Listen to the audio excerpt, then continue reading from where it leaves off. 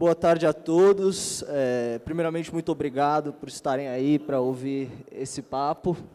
Essa mesa, esse encontro aqui, o Dani e o Lagas, que vão se apresentar já aconteceu uma vez.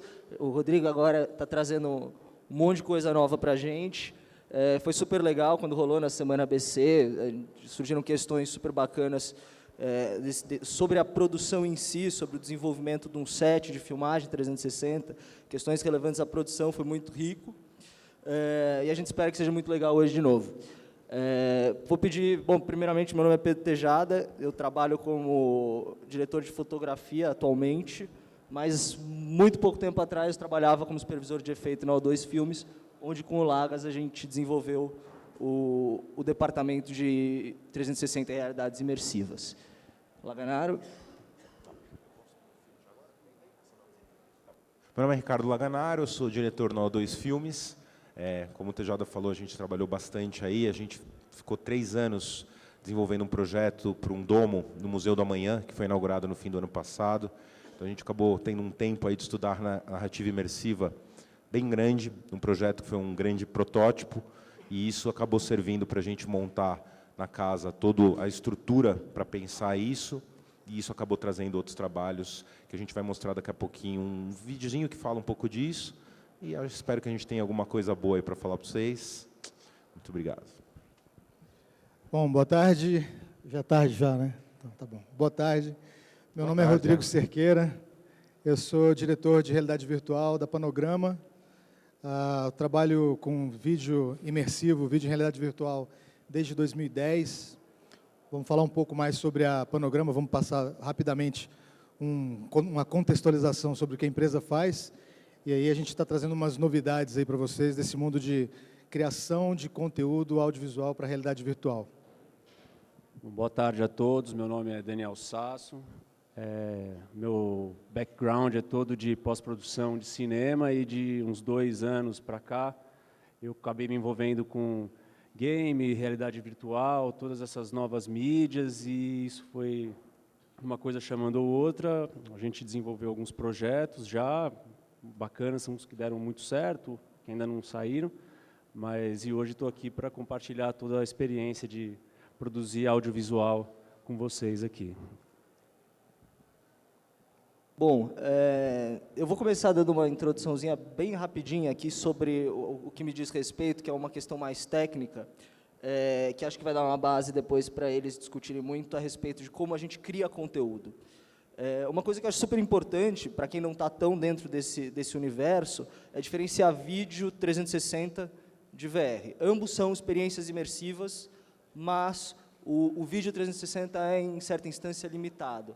Ele é um playback, você não escolhe para onde você vai dentro desse universo, você é conduzido. Enquanto no VR, como um todo, nos games, você tem mais de uma via de interação. Isso é muito, muito importante quando você vai desenvolver conteúdo para essas plataformas. Minha experiência na O2 começou, na verdade, com o Lagas. Ele começou a querer experimentar com 360. Eu sempre trabalhei com câmera e com pose, e a gente acabou entrando nessa de captar. E a gente descobriu que a gente já fazia 360 fazia muito tempo. A gente fazia HDR para retroiluminar as coisas em 3D, muitos de vocês devem saber o que é isso.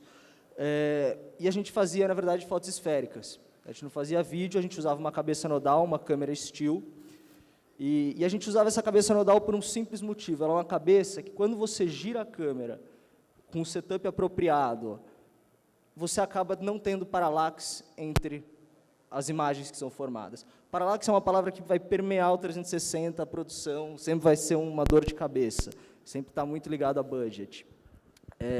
E é um problema, que é o não encaixe das imagens. Quando você filma numa cabeça nodal, você escolhe um ponto na lente em que tudo que você gira, todos os pontos da imagem são captados a partir de um ponto central. Então, imaginando que isso é a casca de uma esfera, cada pixel que sai dessa esfera chega no centro.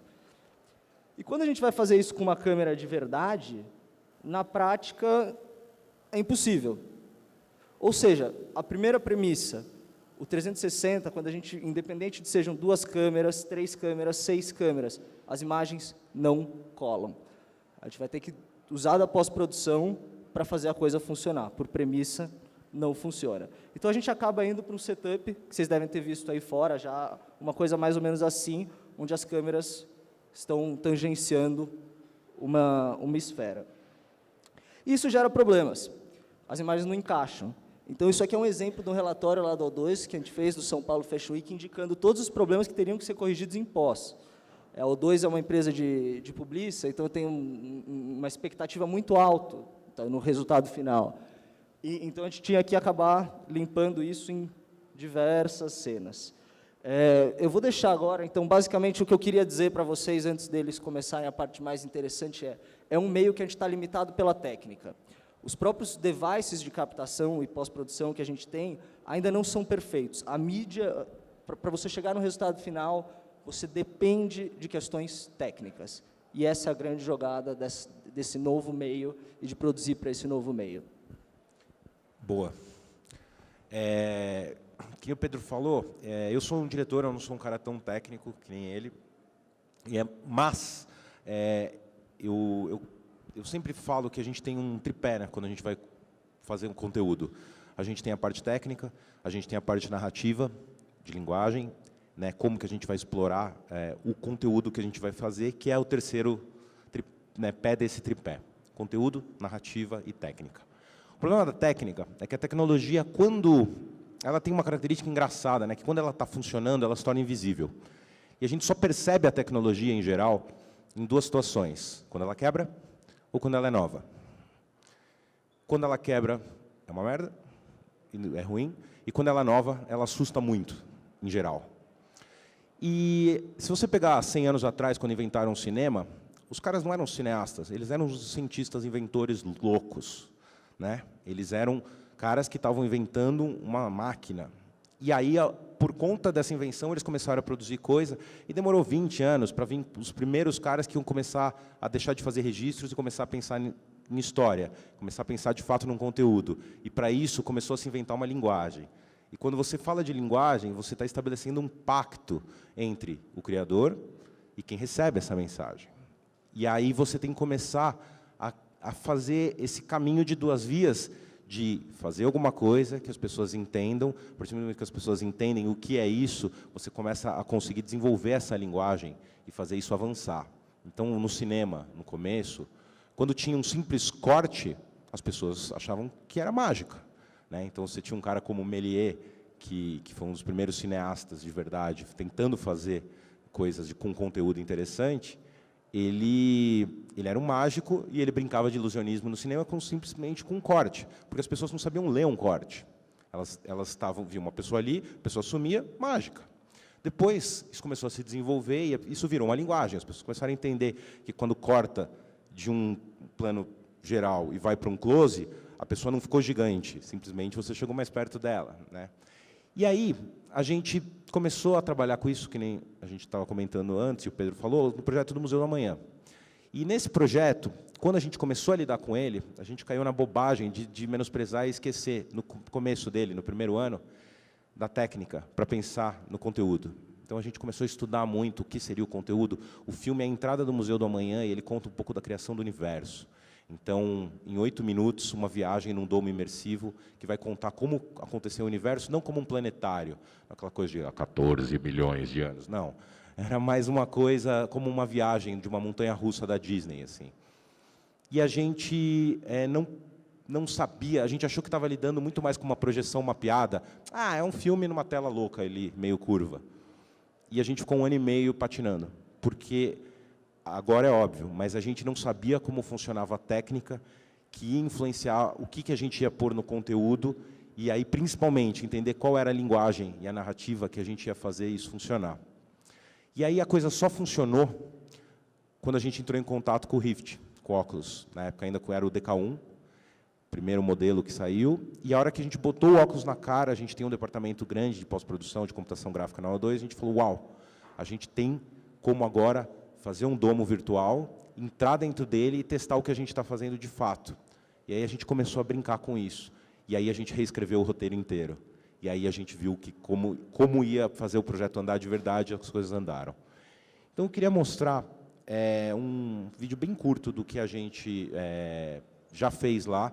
A gente está com mais projetos que a gente não pode mostrar ainda, mas dá para conversar um pouco no meio do debate. E a principal coisa que eu acho que é importante ser falada aqui é criadores que querem, pessoas que querem fazer conteúdo em VR, em 360. Não menosprezem a técnica.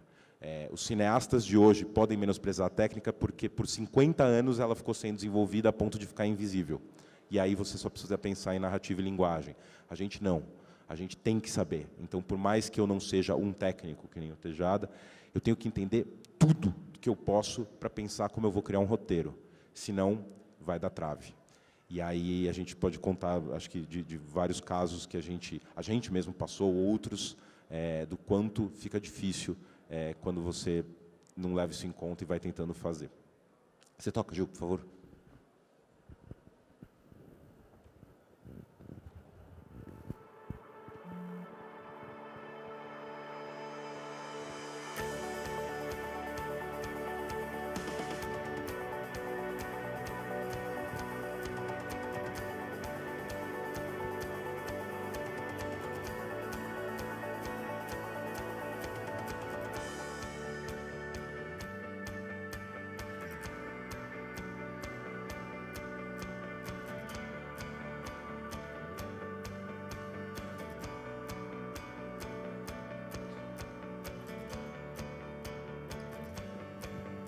Estou atrapalhando aqui.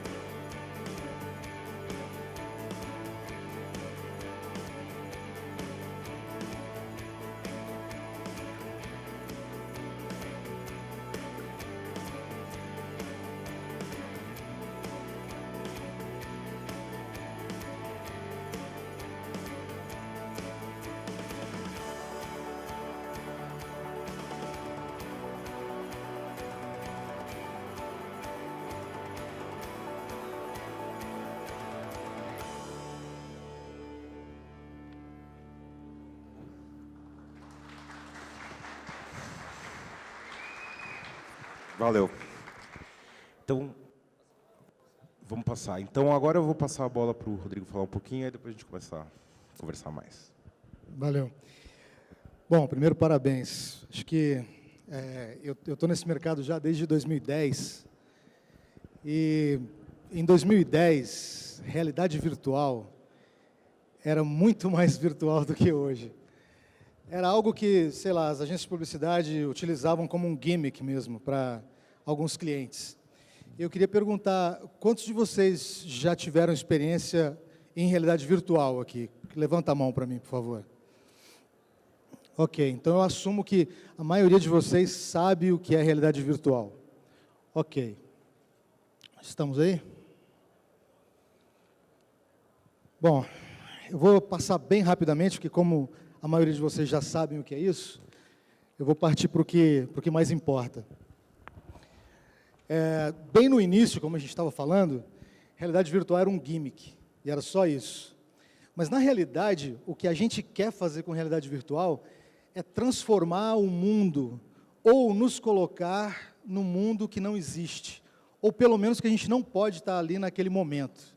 E isso eu acho que é a maior magia da realidade virtual, é transportar você para um universo ou para um mundo que não é o seu mundo presente e que o seu cérebro, de fato, acredita que está acontecendo e acredita que você está lá. Bom, então, né, ninguém menos do que o Mark Zuckerberg é um dos caras que está liderando, vamos dizer, o mundo da realidade virtual hoje, principalmente pela compra da Oculus, né, coisa de 3 anos atrás, mas é alguém que está apostando em hardware, em software, em content.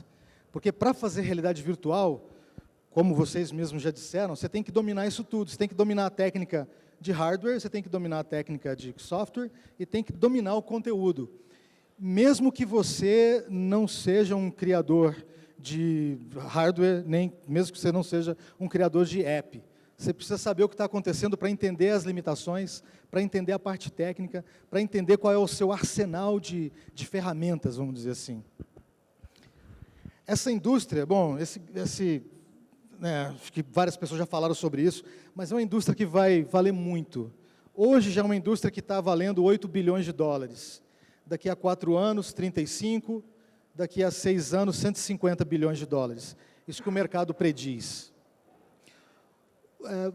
Deixa eu só fazer mais uma outra aqui, desculpa interromper de novo, mas quantos de vocês usam Android? Ok. Quantos de vocês usam iOS? Ok, vamos dizer que 70-30 ou 65-35. Vocês provavelmente já têm um device de realidade virtual no seu bolso. Se você não sabe disso ainda, você acabou de ganhar um, então. E daqui a pouco, nós vamos ser mais de 1 bilhão de pessoas com celulares de realidade virtual nos nossos bolsos. No final desse ano, o Google vai lançar uma plataforma que vai substituir o Android. Essa plataforma se chama Daydream. O Daydream é o Android para a realidade virtual. Imediatamente, todos os celulares do mundo que tiverem o Daydream instalados de fábrica vão ser devices de realidade virtual prontos para você jogar ou para você assistir vídeo. Bom, nós somos uma empresa, uma startup, tá? A gente começou aqui em São Paulo há 3 anos atrás. Hoje nossa sede é em Los Angeles. Esse é o humilde locutor que vos fala. Nosso sócio, João Marcelo Boscoli, fundador da Trama, é um cara fantástico, está fazendo essa evangelização de realidade virtual no mundo da música e no Brasil. Nosso outro sócio, Márcio Kakumoto, ex-CFO da Fast Shop, também está fazendo essa ponta de levar a realidade virtual para os consumidores dentro das lojas. Rapidamente, eu não vou me estender sobre isso, mas, basicamente, é isso que eu estava falando. Na nossa empresa, a gente faz câmera, a gente faz live streaming, a gente faz pós-produção, a gente realiza conteúdo em realidade virtual, a gente cria hardware, software e content. Não porque a gente adore fazer isso, mas porque hoje o meio pede isso. Espero que daqui, sei lá, dessa sala saia o novo app de realidade virtual que todos os celulares do Brasil vão tocar. Ou sei lá, saia aqui um maluco que vai fazer uma câmera de realidade virtual. Porque como o Tejada falou, isso não existe hoje. Embora a gente tenha muita gente aí falando que existe. Bom, eu vou deixar vocês com um pedacinho aqui de um vídeo da Panograma que a gente fez para mostrar, então, o que... Tem o áudio? Como não tem o áudio, eu vou narrando aqui, então. Vamos lá. Esse foi um vídeo de lançamento do Facebook 360. A gente fez para o Facebook e para a Disney. É um vídeo onde o Pateta está tentando te mostrar como você usar vídeo de realidade virtual. Então, ele te teleporta de um lugar para o outro, e aí você pode mexer a cabeça de um lado para o outro, e tal, e ele vai te mandar para vários lugares da Disney, vamos dizer assim, em realidade virtual. Isso foi o primeiro comercial em realidade, usando técnica de realidade virtual na televisão brasileira. Nosso cliente foi IBM, a gente fez esse comercial para a Copa do Mundo, ele foi todo filmado em realidade virtual. Isso para um outro cliente nosso, NetGeo, a gente fez um teaser para um novo programa do Richard Rasmussen, e a gente brinca um pouco desse negócio de olhe para todos os lados e tal. Esse é um outro parceiro nosso, Band News. Só para dar uma ideia para vocês do que é possível, né, de ser explorado, tanto em ficção, jornalismo, enfim. Pena que não tem o áudio, mas tudo bem. Um outro parceiro nosso, Fox, e isso é engraçado porque isso é realidade virtual misturada com pós-produção, técnica de pós-produção normal, mas enfim, a gente pode estar dentro do mundo em realidade virtual, mas vendo coisas que estão no mundo real. E esse foi um vídeo que a gente fez para Oakley, o Bob Burnquist saltando na mega rampa, que é uma experiência, eu diria, no mínimo, lisérgica. Que ele, né, depois que ele salta na mega rampa, você entra num mundo completamente que não existe, é um mundo que está dentro da cabeça dele. Bom, esse é o vídeo que eu queria mostrar. E só para falar um pouco mais, a gente está lançando esse ano uma produção Brasil, Canadá, Estados Unidos e Itália, o primeiro filme criado 100% para ser assistido de forma imersiva. Não sei quantos de vocês, né, seguem Hollywood Reporter, Engadget, mas é um filme, é a história de Jesus em realidade virtual. Obviamente, como a gente vai lançar no final do ano, eu não tenho muito para falar sobre ele, mas quem quiser vir conversar pessoalmente comigo, eu posso dar alguns detalhes. Eu só queria deixar com vocês esse último slide, que isso é o mundo da realidade virtual hoje. Você tem a galera que está fazendo conteúdo, você tem a galera que está fazendo hardware e distribution, e você tem a galera que está fazendo plataformas de desenvolvimento. E a Panograma está ali no meio, porque a gente acredita que, nesse momento, na infância da realidade virtual, se não existir uma empresa que consiga conectar todos os pontos em um único lugar e deixar o nosso cliente muito tranquilo para ele, ok, aqui eu sei que eu vou ter paz para fazer o que eu sei fazer, que é contar uma história. A gente fica num lugar bem perdido. E só alguns números. A gente tem mais de 180 filmes na nossa sacola, são 10 times de realidade virtual no ano passado, esse ano aproximadamente 50 times. Bom, enfim, são números só. O que eu queria deixar com vocês além de vocês terem que produzir, terem que ter técnica, terem que desenvolver a linguagem, tem tanta coisa que vocês precisam aprender, mas isso não é um problema, isso não deve deixar ninguém com medo. Alguém me perguntou hoje de manhã se criar conteúdo para a realidade virtual é muito complexo, é muito complicado. Eu falei, olha, a quantidade de coisa que você tem que aprender pode assustar no começo, mas se é isso que você quer fazer, e se você acha que o momento é agora, pula no trem, porque o trem está partindo. Daqui a 2 anos vai ficar muito mais difícil para você começar a produzir para a realidade virtual. Então, assim, vocês vão agora falar sobre áudio em realidade virtual, vocês vão entender a quantidade de, vamos dizer, elementos, de ferramentas que existem disponíveis. Então, passo para o meu próximo parceiro aqui, Daniel.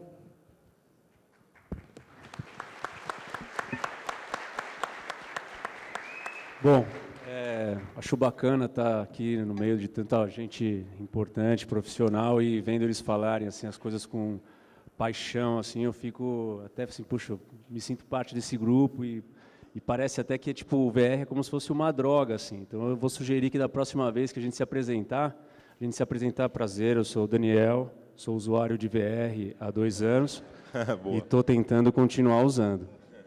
Bom, o som, essa espacialização foi resolvida muito antes de como capturar o som em 3 dimensões, foi resolvido muito antes do que a imagem, com experiências binaurais, com experiências ambisonics. Só que eram coisas que eram muito focadas para coisas específicas, não tinha uma utilidade imediata para o grande público. E agora, com o surgimento da realidade virtual, as pessoas vão assim, a gente precisa do som respondendo. Eles notaram que o som tem um papel muito importante dentro do conteúdo audiovisual. Vou deixar para vocês aqui uma experiência que aconteceu agora em março, uma universidade de Londres, que eles fizeram um teste que eles pegaram uma pessoa, colocaram a mão dela num balde com gelo e viram quanto tempo ela aguentava ficar com a mão no balde do gelo. Depois colocaram a mão com gelo e um óculos onde a pessoa ficava imersa no ambiente. Aumentou isso o tempo de duração que a pessoa conseguia ficar com a mão no gelo, cerca de 50% a 60% do tempo. Era 30 segundos, 40 segundos e depois passou para 50, 60 segundos. E aí, quando colocaram um fone na pessoa, onde ela estava dentro, totalmente imersa, esse tempo passou para 70 segundos. Então, tipo, o som tem uma importância muito grande em como fazer o espectador ficar dentro da experiência. Que posso referenciar vocês como, não sei quem tem, falamos de coisa religiosa, mas batucada de umbanda, canto de santo daime, canto beneditino, todo esse tipo de informação sonora que a gente recebe ajuda a gente a entrar no contexto do que está acontecendo. E isso é muito importante, é uma relação de confiança que o espectador tem com a experiência que ele está tendo. E isso, fazer o espectador estar lá dentro, é muito importante. Então, eu queria só mostrar para vocês um pouco dessa evolução que o áudio teve e como a gente consegue reproduzir esse efeito que a gente tem na vida real, na realidade virtual. Então, o que acontece? A gente escuta de uma forma bem peculiar. Então, ali tem uma fonte sonora um pouco deslocada da direita. Então, naquele gráfico, você nitidamente vê, está um pouco escuro, mas você vê nitidamente que a distância que o som percorre para a orelha esquerda e para a orelha direita é diferente. Essa diferença faz a gente criar essa imagem estéreo do ambiente. Bom, com essa imagem estéreo a gente já consegue ter alguma percepção. Então, como a gente vai conseguir reproduzir isso? A gente pega 2 microfones que vão simular como se fossem os nossos microfones, que são os tímpanos. Aí começaram a fazer experiências e não, bacana, muito interessante. Com o microfone, com esses 2 microfones, a gente consegue uma imagem muito fiel. Mas conforme sonora, né? Foi uma imagem sonora, isso. Um campo, sound field, que seria o melhor termo, mas um campo sonoro. Então, esse campo sonoro, eles começaram a descobrir que a cabeça influi no como a gente ouve. Então, todo o formato da cabeça, o formato da sua orelha, tudo isso influencia em como o som chega no seu ouvido. E isso faz com que o cérebro interprete de uma forma ou de outra. Então, a comparação que eu faço aqui é o seguinte: o olho, a gente, quando deita e dorme, o olho fecha, a gente para de receber informação. O ouvido não, o cérebro simplesmente para só de computar o que está acontecendo, mas a gente está ouvindo o tempo inteiro. Então, ele se tornou uma ferramenta muito específica para espacializar, para contextualizar a gente dentro do espaço. Então, para a gente tentar pegar o máximo disso, a gente, quando grava um som dessa forma, ele só vai pegar a imagem para onde a orelha está apontando. E a realidade virtual não é só isso, a realidade virtual é o campo todo. Então, começaram a fazer uns testes com o microfone, colocaram 4 pares de orelha, e aí, poxa, mas precisa pôr a cabeça. Aí o Chris Mill, que teve essa ideia aí, fez esse microfone, que simula a cabeça, mas 4 pares de orelhas captando toda a informação.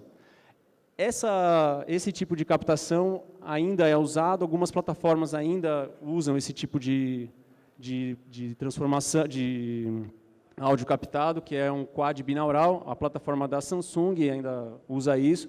Tem uma definição muito boa, mas a gente perde muito da informação vertical. E aí, quando a gente nota isso, é que entra o Ambisonics. O Ambisonics é uma coisa que se eu sentasse aqui, a gente poderia falar horas e horas. Então, eu vou tentar condensar, só para vocês não ter que tomar como verdade algumas coisas. Se vocês tiverem alguma dúvida, vocês podem perguntar, que respondo com o maior prazer. Mas ele é uma forma de captar o som diferente. Ele não, se puder passar para o próximo quadro, ele não capta o som como a gente está acostumado. Porque, assim, se vocês pegarem o conteúdo hoje em dia, ele é tudo baseado nas caixas de som, speaker-based, que é o termo que a gente usa. Então, quando a gente fala estéreo, é 5.1, é 7.1, é mono, é tudo baseado em caixas de som. E essas caixas de som estão sempre alinhadas, idealmente, na altura da orelha. Só que a realidade virtual não é na altura da orelha. A realidade virtual é o campo todo. Essa forma de captação, ela trabalha o áudio de uma forma diferente. Então, a gente consegue captar o som e depois, numa pós-produção, a gente consegue transformar ou mexer esse som para qualquer lugar. Então, se eu estou aqui, eu sou a orelha, e eu consigo, depois, numa pós-produção, mudar tipo, o som que foi feito ali, passar para lá, e tipo, uma função matemática. A gente cria uma ilusão, não é uma realidade, né? Tipo, não, é virtual. O método consiste, primeiramente, em captar os microfones em 4 pontos específicos. A gente capta essas 4 informações. Essas 4 informações a gente codifica, e isso é o Ambisonics de primeira ordem. O Ambisonics é uma coisa matemática que ele é meio que infinito, ele pode ir até muitas ordens. A gente conhece hoje, que a gente consegue reproduzir até 7 ordens, que seria um arquivo de áudio que teria 128 canais dentro desse arquivo de áudio, que quanto mais canal você consegue imprimir, mais resolução do áudio. Outras formas ainda vão surgir de trabalhar o som dentro da realidade virtual, mas as que tem no momento é o Ambisonics. Esses microfones são microfones Ambisonics, que são iguais àqueles, só que o que acontece? Eles adicionam cápsulas a mais, onde eles conseguem adicionar esse aumento de resolução e isso consegue fazer com que a gente tenha uma sensação de imersão muito maior. Não é só captando o som com o microfone que a gente tem esse resultado, a gente consegue fazer isso numa pós-produção, porque a gente está num momento que a gente não pode descartar as coisas que a gente já conquistou, como ter o áudio 5.1, 7.1, por mais obsoleto que isso possa parecer numa realidade virtual, ele ainda é uma coisa que as pessoas estão acostumadas e sabem o que é, e isso a gente tem que conseguir adaptar as coisas. Então, por exemplo, o Ambisonics ele não permite que a gente tenha uma fonte estéreo estática, como você ouve o seu Walkman, coisa velha, mas tipo um iPod, tipo um iPod ou qualquer tipo de música, um fone. Tá se entregando aí, meu. Bom, cabelo branco todo mundo tem. Então, a gente não pode perder esse tipo de coisa, porque não necessariamente o som espacializado é o que vai trazer a imersão do espectador na cena. É sim aquilo que o som traz para a pessoa. Então, muitas vezes a gente consegue ter um grau de imersão muito grande apenas com uma referência de imagem com um áudio estéreo, ou um áudio mono. Todo tipo de som consegue dar um grau de imersão. Essas são duas ferramentas que a gente usa para espacializar o som, que não limita a gente apenas à captação, porque no audiovisual é importante a pós-produção, porque é o que dá a magia do cinema. A vida real tem sua graça, mas quando a gente parte para uma outra coisa, a gente quer uma outra graça, a gente tem que, às vezes, pontuar coisas diferentes, que se tivesse acontecendo ali na realidade, isso, por exemplo, ia se perder. Alguém passando aqui, o cara lá do fundo não ia conseguir a pessoa ouvindo o passo no meio do palco, e isso poderia diminuir a inteligibilidade da narração. Então, a gente não pode ficar refém apenas da gravação em loco, a gente tem que ter ferramentas de pós-produção, e isso é uma coisa que é muito importante e vai ser muito importante, porque enquanto a gente está captando o som, tipo, vocês podem até imaginar, quando tem uma câmera 360, a gente não tem como ficar com boom, microfone exposto em tudo que é lugar, não faz o menor sentido você filmar para depois ter que tirar tudo de novo na pós-produção, então, na pós-produção da imagem. Então, o que acontece? Nós precisamos, vai voltar um pouco daquela coisa da arte do Foley, tipo, você vai gravar a sua cena aqui, beleza, então grava a sua cena, depois a gente faz mais uns 2, 3 takes para a gente captar o som, para a gente ver como é que é a sonoridade, captar tudo o que precisa para, na pós-produção, a gente enriquecer todo o trabalho. Agora, de uns tempos para cá, começaram a aparecer esses tipos de device aqui, que são os head trackers. Ele, na realidade virtual, não tem muita funcionalidade, porque tipo, o que vai mapear a cabeça está na sua cabeça, que é o óculos. Então, mas o que acontece? A maioria das pessoas, que eu imagino, não tem essa vivência do áudio espacializado, que eu, por exemplo, nasci dentro de sala de cinema, casa de pós-produção, então o áudio 5.1, 7.1, todas essas coisas está muito enraizado em mim, então eu consigo definir o que é, onde está, atrás, na frente.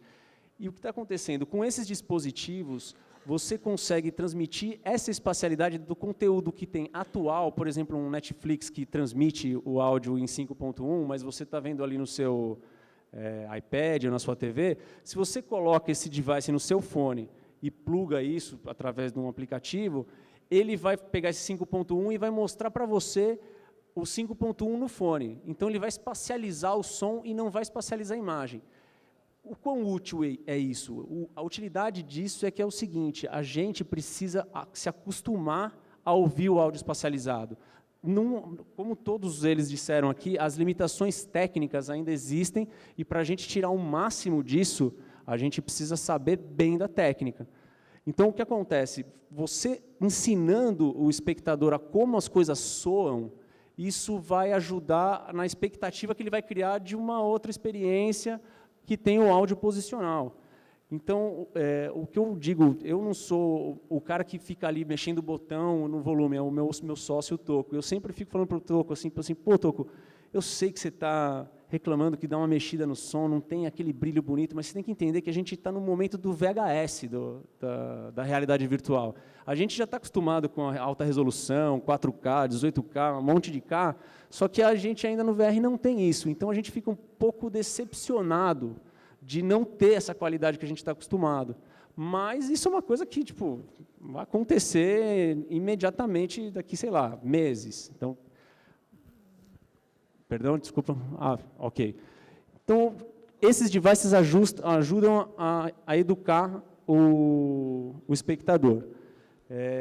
Eu acho que a gente pode agora compartilhar um pouco com o público. A gente basicamente traumatizou vocês dizendo que é uma produção, de certa forma, conturbada, uma produção mais complexa, mas seria legal, acho que agora, entender o que vocês, através dessas perguntas, têm de curiosidade para passar para a gente. Tem como levar funciona? microfones ali? Passa o microfone para as pessoas. Chega aqui que eu passo o microfone aqui. Ó. Vem aí, galera. Obrigado, Todo mundo Daniel. amigo, Pergunta para você. Qual a ferramenta no Pro Tools de plugin que você usa para a pós-produção do áudio para VR? Então, a gente tem algumas ferramentas disponíveis. Então, a gente, além do Pro Tools, a gente usa o Reaper também.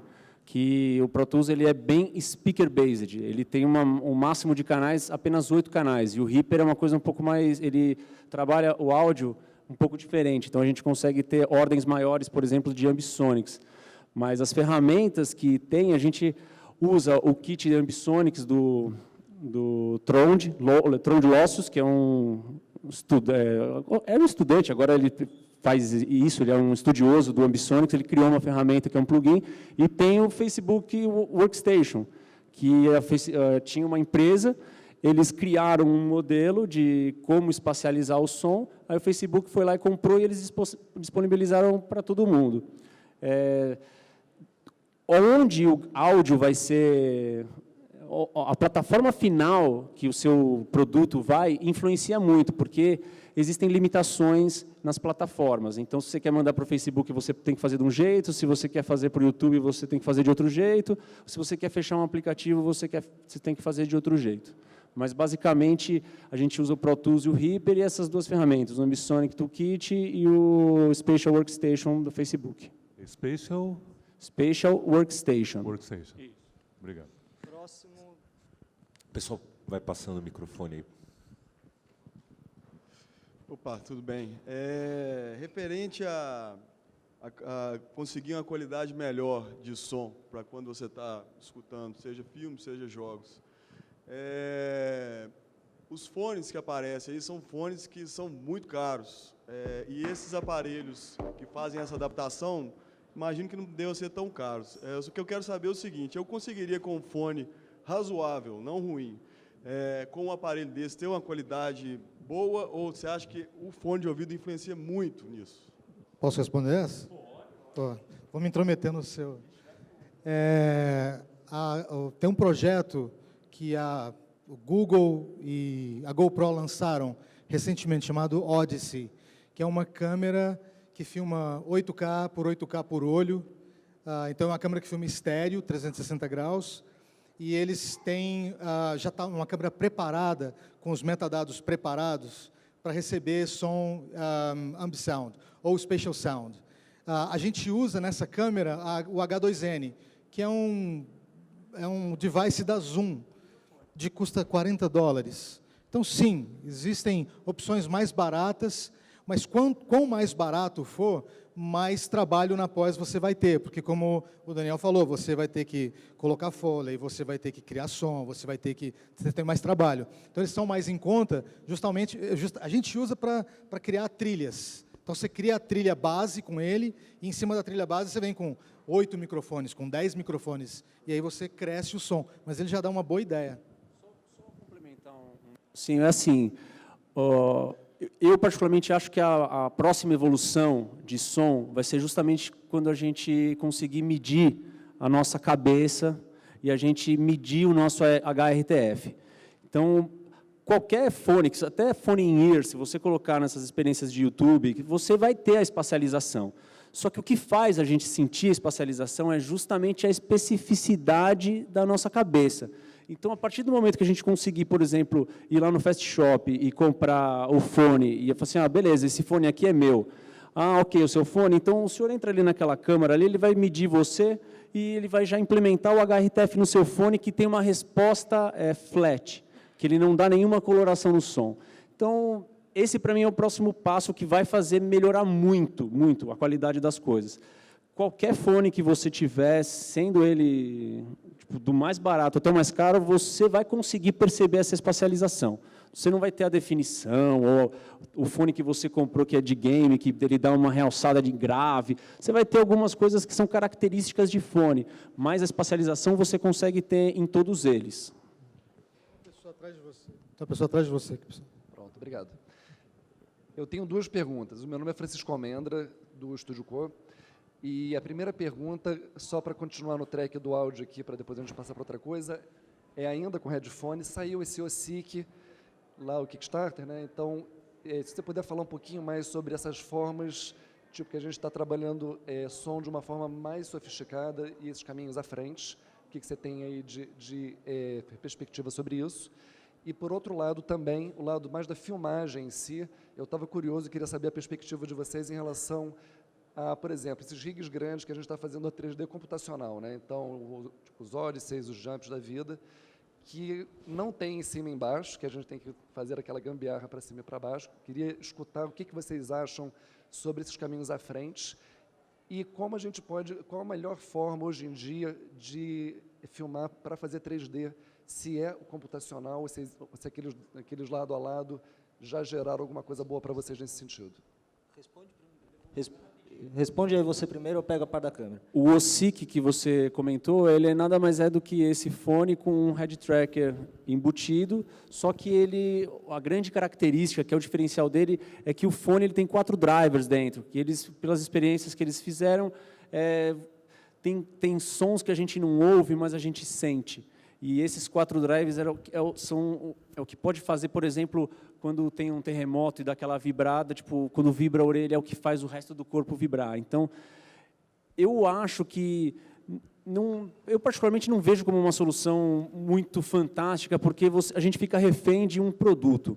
Então, eu gostaria, por exemplo, de ter o meu fone e adaptar o meu fone à minha experiência. Tipo, então, eu acho bacana, muito legal o desenvolvimento, tipo, isso vai puxar para uma série de outros fones que vão sair com esse sistema de 4 drivers e com head tracker. Mas tipo, é uma plataforma fechada, que eu particularmente não vejo como sendo uma coisa, no mundo globalizado, que a gente fica até... Pô, a Inglaterra saiu da União Europeia, onde as coisas estão se desglobalizando, a gente acha estranho. Eu acho que é uma coisa meio modo Apple de ser, de fechar muito a plataforma. E hoje acontece o que a Apple... ela está um pouco fora dessa parte da realidade virtual. Filmagem. Bom, eu vou responder tua pergunta de uma forma até meio genérica, porque ela é uma pergunta que permeia a minha vida. Todo mundo vem e fala, pô, que câmera que eu vou usar? E eu continuo com a mesma opinião. Quando você falou, pô, não existe uma câmera de VR, é total, é verdade, não existe. São attempts. A Odyssey tem uma proposta muito louca. Ela faz, é o que você falou, ela usa quase que um computer vision ali, ela vai calcular um depth map daquela imagem e vai fazer um ray tracing em cima desse depth map. Ou seja, é CG. Eu, como diretor de fotografia, acho ela animal, acho as possibilidades que ela me dá, o 8K por olho é incrível, mas eu tenho medo em relação à textura dessa imagem. Eu, como Pedro. Ao mesmo tempo, você tem outras câmeras que são muito similares, que você consegue, nesse caso, já com 6 câmeras, não seria stitching computacional, mas você teria uma boa resolução, e por incrível que pareça, fecha a esfera. A questão é quando você vai usar cada câmera. Depende muito do teu projeto. Se tu tem uma situação em que está um crowd, você precisa filmar tudo muito apertadinho, qualquer paralaxe que você tiver que vai dar um stitching, em qualquer área que seja da imagem, vai ficar ruim. Então, minimiza o número de linhas de stitching. Você vai para uma rig que tem 2 câmeras. Só que vamos supor que tu está fazendo isso no dia de uma corrida em Boston, puta sol. Se vier um flare na tua lente, você perde metade da imagem. Então, se você está numa situação de externa, talvez essa câmera já não seja a melhor opção para você. Então, assim, eu na O2, a gente sempre tentou ser um pouco agnóstico, tanto em relação a software, quanto em relação a hardware, em função disso. Porque, cara, a gente já fez projetos... O São Paulo Fashion Week, na minha opinião, é um projeto que tem... A gente fez ele já faz um tempo, mas ele tem um approach, tem uma narrativa, tem um trabalho, e tem imagem de teta. E, num primeiro momento, quando o Facebook lançou, até engraçado que a gente fez ele também para o lançamento do Facebook, só que no Brasil, Ele teve um puto impacto. A imagem é ruim, a qualidade é pobre, a gente tentou dar um tratamento, mas ela como ferramenta na hora, a facilidade da gente estar lá com uma no bolso, põe ali, ó que legal o camarim, ó que legal aquela situação. Cara, se a gente pegar uma rig de head, é incrível o resultado, estéreo, 6K por olho, a gente consegue usar vidro de cinema, lente de verdade. Só que como você vai carregar isso aqui dentro de um evento? É impossível. Então, assim, respondendo de forma genérica, não existe uma solução. Tem que ficar pesquisando, tem que ficar em pre-order de Kickstarter de câmera que vai sair daqui a 2 anos, porque cada câmera vai acabar resolvendo um probleminha. E tem um negócio que é muito louco, que é o seguinte, a gente continua usando sensores planos para capturar um mundo esférico. Que loucura é essa? A gente usa uma técnica que foi criada em 1824 para captar o que a gente está captando hoje, que é a técnica de fotografia. Então, de novo, não existe essa câmera de realidade virtual pronta. Não existe uma técnica de realidade virtual que você possa aplicar para todos os seus trabalhos ou para todas as suas narrativas. Você vai ter que conhecer tudo e pegar o melhor de cada um para aí sim você contar a história que você quer. Oi, eu queria fazer duas perguntas para os 4, na verdade. A primeira é como que vocês imaginam o Full Dome, que é o 360 Full Dome planetário digital, que vocês falaram do museu, né? Que é 360 por 180, né? Como imaginam o futuro do Full Dome e o VR, então, os dois, como um meio, e depois para o som 3D, e também um pouco para vocês todos. Ok, a gente falou de headphones 3D, beleza. E cadê as caixas? Como é que é o futuro desse som através de sound pressure level, através do ar? Eu vou falar do Full Dome. A única experiência que eu tive com o Domo foi um certo contato que eu tive com o museu. E eu considero que tem aplicações em que ele é tão bom quanto você ter a imagem completa da esfera. Às vezes eu não quero ver meu pé, às vezes eu não quero ver até a linha do horizonte, às vezes o que me interessa está só na parte de cima. Nesse caso eu acho super válido. Como uma experiência de realidade virtual como um todo, eu não vejo por que não captar a outra metade. Você já está tendo uma dificuldade para captar a primeira metade e vai fazer muita diferença no senso de imersão. Agora, sim, tem aplicações, e aí uma coisa que eu gosto de falar é uma indústria de 150 bilhões daqui a muito pouco tempo. Grande parte desse dinheiro não é nosso, não é da nossa indústria, não é do entretenimento, não é dos games. Grande parte desse dinheiro vai para aplicações médicas, aplicações militares, tem outros nichos de mercado que se beneficiam talvez mais dessa tecnologia. Falando até do museu, ele é até maior, né? Ele é 540, ele é 3/4 de uma esfera, então 270. E aí começa a ficar muito próximo, sim, de uma realidade, de uma experiência de realidade virtual, e está avançando demais, assim, dos 3 anos que a gente começou a fazer o museu para o que tem agora. Eu fui numa conferência no Canadá no fim do ano passado de realidade virtual, e um dos caras que estavam falando mais lá era um cara da Christie, que é uma empresa de projetores. E eles estão entrando pesado nessa história para fazer domes. Então já tem eles têm os Omnimax já lá, que fazem projetos. Então.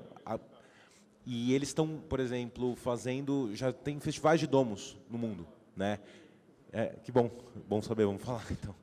Então, assim, tem uma coisa que é muito legal do domo, e que os óculos de realidade virtual ainda não lidam bem. Eu fiz um teste com um óculos francês, que foi o melhor que eu vi nesse sentido, que você não tem visão periférica, né? E isso muda a experiência de uma forma gritante, porque a gente está muito mais preparado para perceber movimento pela visão periférica, por conta, né, de evolução, natureza e tal. Então, muitas cenas, por exemplo, do museu, que a gente testava no óculos e esperava que fossem ser impactantes, mas não tinha impacto no óculos, porque a gente tinha uma visão limitada em 120 graus, alguma coisa assim. Quando você vê no domo, é uma paulada, e isso muda muito a coisa. E outra coisa que é muito forte é a experiência ser coletiva. Né? Isso muda muito também a relação com o conteúdo, e o que o cara da Christie brincava muito com a gente também era, você tem uma experiência que você não tem fio, você não tem um negócio na tua cara, e você olha para baixo e você vê seu corpo. Isso também muda bastante a coisa, né? Então, eles têm lá, por exemplo, uma coisa que chama The Egg, que é um simulador com uma cadeira, é um ovo que você entra dentro dele, e é para uma pessoa. E eles estão usando demais isso para treinamento, simulações e tal. E eu fiquei maluco para fazer conteúdo para isso também, porque isso é um negócio pequeno, é um negócio portátil que você pode levar para um shopping, para um stand, para um monte de lugares, e é uma experiência. A Disney faz isso demais, né? Se você vai na Universal, um monte de brinquedos que são meios domos, que você entra no meio deles, limita a tua visão, você fica totalmente dentro da imagem, e é incrível. O Soaring, da Epcot, acho que talvez seja a atração mais antiga da Epcot, e que tem ainda mais filas, que é isso, né? É um voo, e eles até vão fazer agora a nova versão deles. Então, eu gosto muito desse formato, espero que isso venha forte aí. Acho que faz muito sentido. Nosso tempo está acabando, eu vou só falar rapidinho sobre o Dome. Na verdade é o seguinte, quando você cria conteúdo para a realidade virtual, você não está criando conteúdo para uma plataforma só. Se você parar para pensar, você está criando conteúdo que pode ser visto no desktop, online e offline, em games, games consoles, sei lá, PlayStation VR, Vive, HTC, o Oculus. Você está criando conteúdo que pode ser visto na sua televisão, com Apple TV, que hoje aceita mapeamento esférico. Você está criando conteúdo para móvel, tanto smartphones quanto móvel para você girar e você colocar no rosto, imersivo. E sim, você está criando conteúdo para ser compartilhado, conteúdo coletivo, como é o caso dos DOMs. Então, quando você cria conteúdo para a realidade virtual, desde que você domine a técnica, desde que seja pré-planejado, desde que seja muito bem pré-produzido, você cria conteúdo, de repente, para 6 diferentes, 7 diferentes plataformas, como, por exemplo, o caso desse filme, né, que a gente está lançando esse ano. A gente vai fazer um screening desse filme na Itália, num cinema convencional, com 270 graus de tela. Então, depende muito de como você produz, você sim pode usar tudo que você está usando, tudo que você está produzindo para outros tipos de dispositivos, inclusive, né, dispositivos como DOMs. Bom, eu falo sempre de fone porque a gente, da mesma forma que a gente faz a realidade virtual, está enganando o olho, a gente precisa enganar o ouvido, mas é lógico que existe esse tipo de experiência, o domo. A plataforma Ambisonics, ela fornece matrizes que você consegue decodificar para infinitas caixas de som. É um processo bem mais trabalhoso, são coisas que precisam ser muito bem alinhadas, ainda é um negócio muito custoso, porque para você ter uma boa definição de posicionamento, você precisa de muitas caixas de som. E foi feito testes, inclusive com o piloto da aeronáutica, que eles fizeram um teste cego com as pessoas atrás de um biombo e encheram de caixas em volta, e como o piloto ele tem uma característica muito específica, que eles precisam ter a localização do som muito forte, que aí eles começaram, nesse biombo, começar a projetar os sons em vários caixas de som e pediam para o piloto, assim, onde é que foi. E a margem de erro que dava era grande. Então, o som de caixa de som não oferece o mesmo grau de posicionamento que um fone dá. Aí o futuro nem Deus sabe, né? Então, formas de tocar o som espacializado, tem o Ambisonics, é uma plataforma muito versátil, você consegue decodificar ele para vários formatos, desde o 5.1, Dolby Atmos, Auro, 7.1, estéreo. Então, é viável? Vai ser viável. Com a tecnologia melhorando, tudo se torna viável.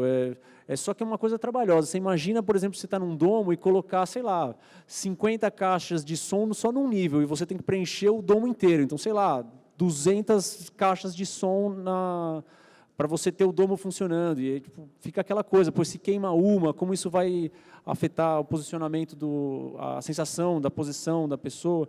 E o Ambisonics eu acho bacana nesse ponto também, porque ele não imprime a orelha no som. Então, se a gente gera um arquivo Ambisonics, a gente tem uma informação posicional limpa. Então, quando sai da caixa de som, só a nossa orelha que vai atuar e a gente vai se posicionar com relação a isso. Mas os testes feitos com a caixa de som para posicionar a pessoa não são bacanas, são satisfatórios, mas não é o ideal. A gente trabalha com fone mesmo porque a gente acredita que 95% das experiências em realidade virtual vai ser com fone e óculos na cabeça. Oi. Eu não sei como é que a gente está de tempo aí, tem mais alguma pergunta? Só uma pergunta para o Ricardo e para o Rodrigo, mais relacionado assim, como é que vocês estão sentindo que o público está recebendo, que agora ficou tudo mais físico, né? Antigamente você sentava, assistia um filme e você não precisava se mexer. e agora realmente 5 minutos de você olhando para o lado, você tem que estar sentado numa cadeira giratória para você realmente fazer o 360. Então, como é que vocês acham que o público está sentindo? Agora a experiência ficou muito mais física, né? Bom, vou falar da nossa experiência, tá? O que você está me perguntando é a mesma coisa. Você se sente desconfortável em conversar 5 minutos com a pessoa? Depende, se a pessoa for chata pra caramba, 30 segundos eu quero levantar. É a mesma coisa.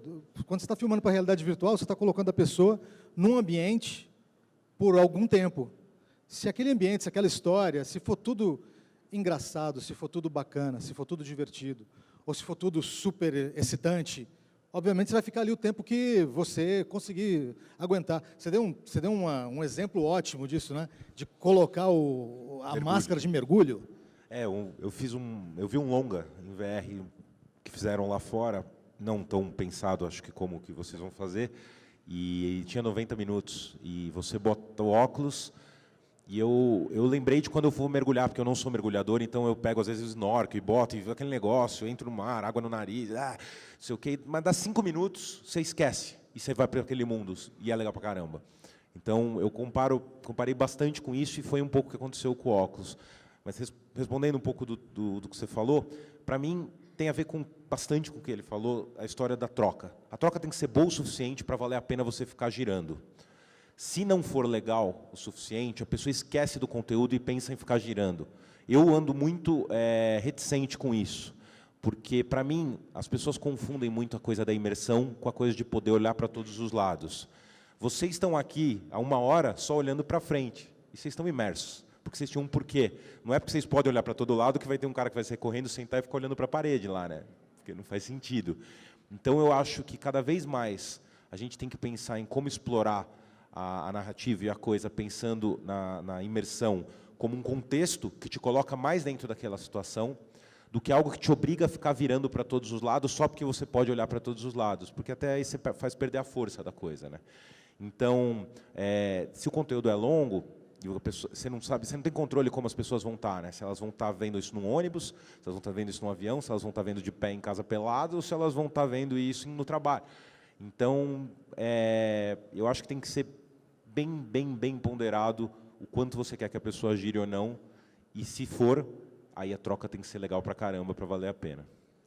Muito se fala, sabe, hoje, assim, tipo, mas qual que é a técnica para filmar em realidade virtual, né? Quando eu quero que o cara vire para trás, eu tenho que fazer uma explosão atrás, ele vira, ou eu tenho que fazer um barulho atrás para ele entender que eu estou mandando ele olhar para trás. Eu, particularmente, sou de uma linha que você não precisa fazer absolutamente nada, conta a sua história. Se a sua história naturalmente guiar o espectador para trás, ou se ele, por algum motivo, quiser olhar para trás e você tiver alguma coisa interessante para atrair a atenção dele, vamos dizer assim, para o que está na parte de trás da sua história, ótimo. Se não tiver também, ótimo. Você tem que contar a sua história.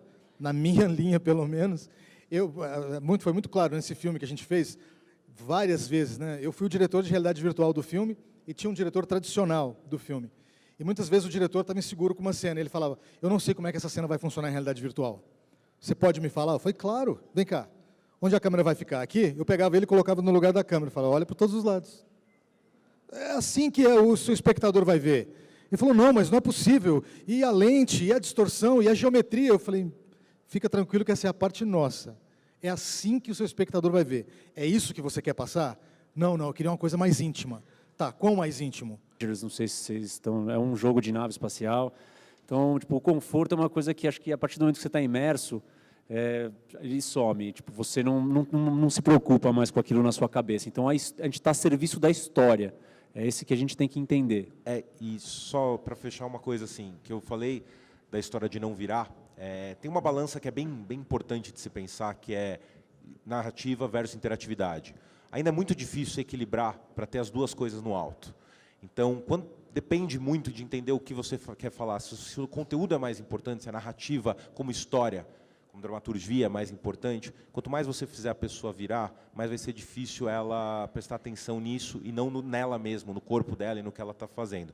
Ao mesmo tempo, se você estiver fazendo um jogo... Eu joguei um jogo que você ficava pequeno para matar as pulgas do seu cachorro, e eu gargalhava jogando, porque eu tinha que ficar o tempo inteiro virando para matar as pulgas e tal. Mas era um negócio que durou 5 minutos e era divertido. Não tem história, não era um contexto bom, e eu não tinha que prestar atenção em história nenhuma, eu só tinha que matar as pulgas. Então, é entender muito bem o objetivo da peça que você está criando, e aí explorar do jeito que você quiser. Bom, gente, infelizmente a gente vai ter que encerrar, já deu nosso tempo. Gostaria primeiramente de agradecer a todos vocês pela presença, a vocês por estarem aqui de novo, discutindo esse tema que tanto a gente gosta. Nossa, agradecer ao Fábio, principalmente, o cara é um herói, guerreiro. Estamos aí para apoiar o VR sempre que puder. Bom, pessoal, eu não sei qual era a expectativa de vocês quando entrou aqui, mas a nossa expectativa era dar um panorama geral sobre o mundo do audiovisual, o que está acontecendo por aí. Só para colocar vocês novamente, o Brasil está muito bem posicionado nesse mundo, com empresas como a O2, com empresas como a Panograma, a gente está ganhando terreno. É a hora que, se você cria conteúdo para audiovisual, é hora de você embarcar. Se você... Mix também. Muito bem posicionado na UpMix com relação a áudio também. Então, era só para deixar isso, para ficar bem claro para vocês. É uma introdução ao audiovisual. A gente não tinha intenção de vocês saírem daqui PhDs no assunto, mas procurem mais sobre o assunto. O material é o que não falta. E sempre que você tiver uma dúvida, procure esse cara, porque ele é o hub aqui, meu. Não, é só isso. Eu vejo muito a VR ainda como uma comunidade, até lá fora. A gente ainda... primeiro precisa existir um mercado de verdade para depois a gente começar a brigar entre si. Então, quanto mais a gente estiver junto pensando e fazendo ter conteúdo bom, porque se o meu concorrente faz um conteúdo que é uma merda e um monte de gente vem e não quer mais ver VR, é ruim pra gente. Então, assim, todo mundo tem que estar fazendo coisa boa agora. Depois a gente briga.